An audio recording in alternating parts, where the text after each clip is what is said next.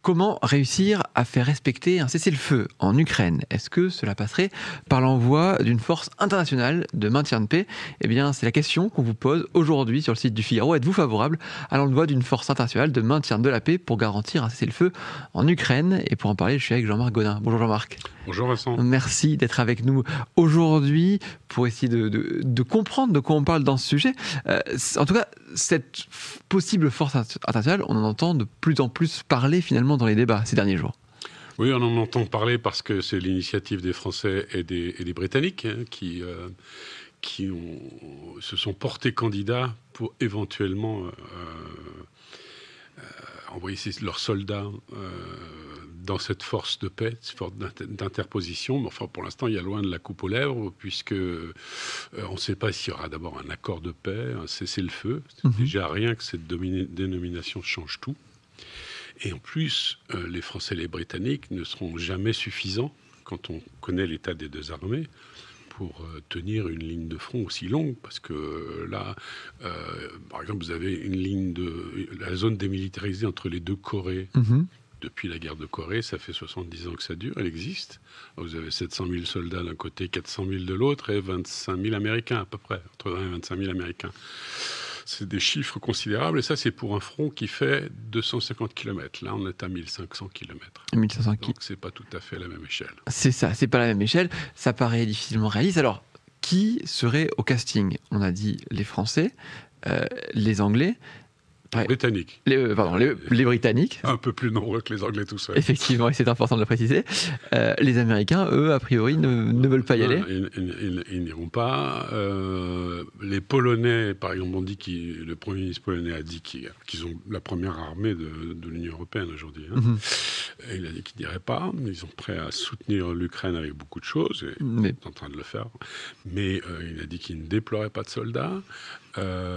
Madame Meloni a dit qu'il n'y aurait pas de soldats italiens. Donc ça réduit sérieusement les forces en présence. Keir Starmer, le Premier ministre britannique, a dit qu'il avait eu un engagement de son homologue australien pour que des Australiens se déploient aux côtés des Français et des Britanniques. Donc voilà pour l'instant les contours. Les Allemands, on ne sait pas, puis on sait très bien que le déploiement de soldats allemands à l'étranger, ça demande toute une procédure parlementaire extrêmement complexe et difficile. Donc voilà, on est très loin de... En plus, ce ne sera pas un contingent OTAN, parce que si on veut faire voir rouge aux Russes. Oui, alors c'était la question d'après, ça. Déploie sous le label OTAN, ça sera refusé immédiatement. Alors effectivement, on a bien compris que Vladimir Poutine ne veut pas des forces d'interposition otaniennes finalement à la frontière. Est-ce que ça pourrait être, pas la frontière d'ailleurs, sur la ligne de front, est-ce que ça pourrait être sous l'égide de l'ONU ? Oui, mais là, vous avez le problème de l'ONU. On va se heurter à une autre question, qui est encore une fois la Russie. La Russie est membre permanent du Conseil de sécurité, exerce une influence, un poids réel au sein de l'ONU, au sein du Conseil de sécurité. Et je vois mal les Russes voter en faveur d'une résolution incluant le déploiement de casques bleus le long de cette ligne de démarcation. Ça paraît... et encore une fois... Ce serait peut-être envisageable si on aboutissait à un accord de paix, que l'ONU soit là pour garantir la paix. Mais là, pour l'heure, on s'achemine plutôt vers une ligne de cessez-le-feu sans accord de paix signé par les deux parties. Donc c'est... beaucoup plus fragile finalement. Très fragile. Les intentions des belligérants ne sont pas claires. Les uns voudront-ils un jour reconquérir le territoire perdu, les autres pousser leur avantage. On est dans une situation un peu, ce que je vous disais, c'est un peu comme les deux Corées, où il y a une ligne de cessez-le-feu, mais il n'y a jamais eu de traité de paix entre les deux Corées. Oui. Alors, est-ce que ça peut fonctionner? On a dans les commentaires quelqu'un qui nous dit il faudrait qu'il n'y ait pas d'Européens, pardon. Il faut qu'il n'y ait pas d'Européens, mais des nations comme le Brésil, l'Afrique du Sud. Ça c'est complètement illusoire. S'il n'y a pas de mandat onusien, je ne vois pas pourquoi ces pays-là s'aventureraient, parce qu'en plus, il faut être riche pour faire ça. Alors l'ONU paie les casques bleus, mais là, en l'occurrence, s'il n'y a pas d'affaires onusiennes, qui va payer? Les pays iront sur leur drapeau et ils seront payés ils toucheront leur solde de leurs propres armées, mais personne ne paiera. Donc, vous voyez, on peut toujours envisager de dire c'est pas à nous, mais en même temps, ça fait pas très sérieux politiquement, puisque les Européens estiment que c'est une question européenne, que les Américains nous disent débrouillez-vous, c'est chez vous. Je vois mal des Indiens, des Brésiliens et des Sud-Africains aller se geler dans les plaines de terre noire de l'Ukraine. Ça me paraît pas... Enfin, ce que notre auditeur, notre lecteur suggère est très joli, mais je ne vois pas les gouvernements en question convaincus de la nécessité de déployer leurs hommes là-bas. Surtout qu'il en faut beaucoup des hommes. Hein. Oui, c'est ça, c'est ce qu'on disait. Vous faisiez le parallèle avec la Corée. Est-ce que la Corée est un exemple, justement, de ce qui marche ? C'est pas une paix, c'est un accord de cessez-le-feu qui est là depuis 70 ans. Les deux pays ne sont pas réconciliés du tout, ils sont dans une franche hostilité, il y a des incidents régulièrement à la frontière, rien de trop grave, mais il y en a. Voilà, et les Américains garantissent ça, mais comme je vous l'ai dit, il n'y a pas que des Américains, si on compte les forces de part et d'autre de la zone démilitarisée, donc juste à la lisière de la zone tampon, vous avez 700 000 Nord-Coréens, 400 000 Coréens du Sud. C'est plus d'1 million d'hommes qui sont mobilisés à cet endroit. C'est un énorme baril de poudre qui est là au milieu. Bon, ça tient parce que et parce qu'aussi les Américains s'en sont occupés et que les Coréens du Nord sont tenus en laisse plus ou moins par les Chinois. Mais c'est une rare situation dans le monde. Il y a aussi au Cachemire, mais bon, il y a des incidents réguliers entre les Pakistanais et les Indiens. Ce sont des situations, en tout cas, à cette échelle, sur une frontière aussi longue, on n'avait pas ça, quoi. Oui, c'est inédit. C'est pas quelque chose qui existe. Sur l'efficacité un peu de ces forces d'interposition, on a parlé de la Corée. L'exemple aussi dont on a beaucoup parlé récemment, c'est au Liban. C'est la FINUL qui a été assez décriée. Oui, de toute façon, là, on est dans une affaire onusienne. Ce sont bien des casques bleus. Oui, parce que la FINUL est là pour observer les incidents de frontières, s'interposer, mais s'interpose pas. C'est-à-dire les Israéliens ont régulièrement franchi cette frontière. Dans l'autre côté, le Hezbollah, sous le nez de la FINUL, s'est armé avec de l'armement lourd grâce à l'Iran et a bombardé Israël depuis la zone. Donc la FINUL est là de manière un peu symbolique. Enfin, je ne veux pas insulter ces gens-là, ils font du travail, mais il est clair que ce sont des chiens qui n'ont pas de dents. Ils ne peuvent pas mordre.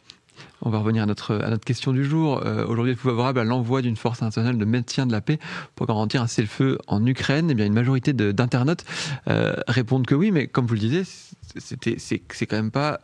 On n'en est pas encore là du tout, en fait, par rapport aux discussions. Là, ça repart en Arabie Saoudite, cette fois-ci Zelensky qui a réussi à décrocher un strapontin. Les Russes et les Américains vont discuter de cette affaire-là. Les Européens, on s'est bien gardé de les inviter au repas. Donc en plus, comme on dit, on n'est pas à la table, mais on risque d'être au menu. Et être au menu, ça veut dire peut-être que les Européens seront conviés à maintenir cette paix. Et une fois de plus, alors là, on a déjà beaucoup de si. Oui. Mais après, il faut trouver les soldats. En tout état de cause, la France, qu'est-ce qu'elle peut déployer ? 20 000 hommes ? Et si on en déploie 20 000, il faut en avoir 40 de disponibles, puisqu'il faut les relever. Bon. Donc 40 000, pratiquement, c'est au-dessus de nos forces, sur une armée de 200 et quelques mille soldats. Et les Britanniques, qui ont fait des économies budgétaires phénoménales, peuvent en déployer au mieux 5 000. Vous voyez, sur 1500 km, tout ça est absolument ridicule. Ce n'est pas une force d'interposition. Ça va être des observateurs. Je ne sais pas avec quelle modalité ils pourront agir. Et si un des deux belligérants, plus probablement les Russes, que l'on soupçonne de vouloir se réarmer et puis recommencer, je ne vois pas avec quoi on les arrêterait. Donc là, c'est complètement illusoire. Déjà, il faudrait trouver les effectifs, encore une fois. Puis après, il y a, si on veut vraiment être sérieux, il faut qu'on ait une couverture aérienne. Oui, et c'est ce que demande d'ailleurs. Fournir. On ne sera pas dans le cadre de l'OTAN. Enfin, je veux dire, là, on est dans toutes sortes d'hypothèses qui, pour l'instant, ne sont pas réglées du tout. Et encore une fois, il faut commencer par savoir quel type cessez-le-feu, accord de paix, traité, ce qu'on veut, va accoucher de quoi vont accoucher ces discussions pour savoir à peu près sur quel pied danser. Mais il est normal que Macron et Starmer, pour montrer un effort européen, et se soit prononcé pour un déploiement de forces d'interposition, de forces de paix. Mais encore une fois, y compris à l'état-major ici à Paris, on n'a pas très bien, on n'est pas très bien compris, mais en tout cas, effectifs et on se demande comment on va faire, sincèrement. Oui, très bien. On aura compris qu'effectivement, on risque d'avoir un problème de moyens pour cette question. Effectifs, je veux dire, c'est considérable. Et en plus, si vous avez plusieurs nations européennes qui ont des armées respectables, ou en tout cas dans le nombre, comme l'Italie, ou l'Allemagne, qui n'en sont pas, ou la Pologne, qui, encore une fois, est en ce moment à 240 000 hommes sous le drapeau. Donc là, c'est une armée plus importante que la nôtre. Mais les Polonais, M. Tusk a dit qu'il n'était pas candidat. Alors peut-être changera-t-il d'avis selon la façon dont les choses tourneront dans les discussions qui s'entament en ce moment. Mais pour l'instant, si on n'a ni Polonais, ni Italien, ni Espagnol, ni Allemand, je ne vois pas bien comment l'Europe pourra déployer une force de paix crédible et qui puisse couvrir une telle frontière. Une telle distance, on le rappelle, 1500 km de frontières. Merci beaucoup, Jean-Marc, d'avoir été avec nous pour nous éclairer sur ce sujet. En tout cas, merci à vous, du Figaro, d'avoir été nombreux à nous suivre. Je vous souhaite une très bonne journée sur le site du Figaro.